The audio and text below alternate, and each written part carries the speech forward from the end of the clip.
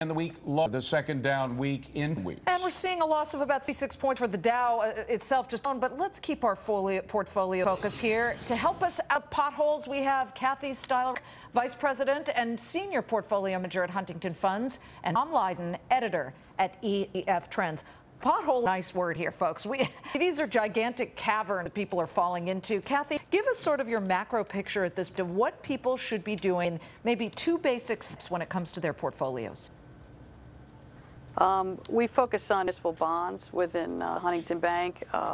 The two major focuses that we work with is the general obligation bonds, essential service bonds.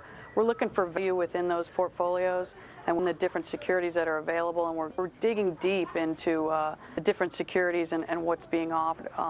General obligations, counties, cities, and what their balance sheets look like and what their budgets look like right now. Well, Tom, you're a little more adventurous, not only looking at like the 4Qs, the tech stocks, but also China. You're looking at China. Why? Well, it's right, David. You know, again, with the housing issues, financial, insurance, the autos, there are potholes, in fact, craters out there, but some areas are really positive. Technology, as you mentioned, the QQQs have been on fire lately off of this market low.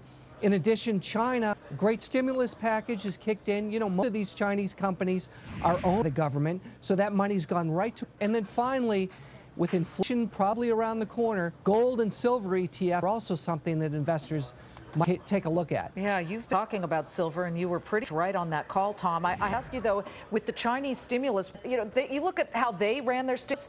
They did it very targeted. They actually gave people vouchers, not just free cash, which they could have then to pay down debt. The vouchers had to be spent. So consumer spend immediately went to work here. Is that not true?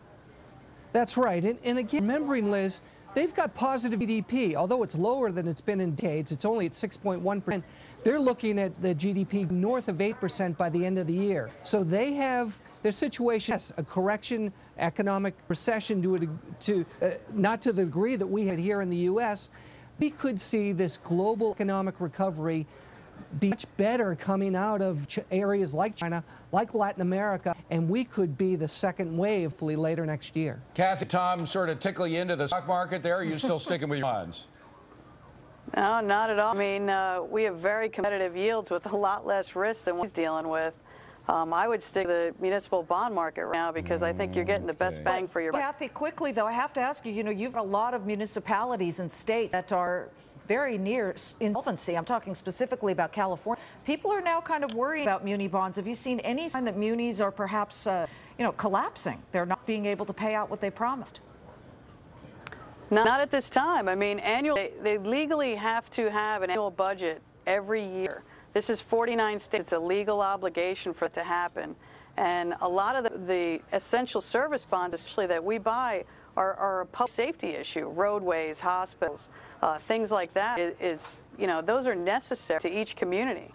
So they're going to be subsidized if they had to be, but in most cases, we haven't seen any real problems yet. Got to be the last word, Kathy and Tom. Have a wonderful weekend, guys. Good to. Thanks very much. Thank you. Thank you. We'll see you later. Hey, you've got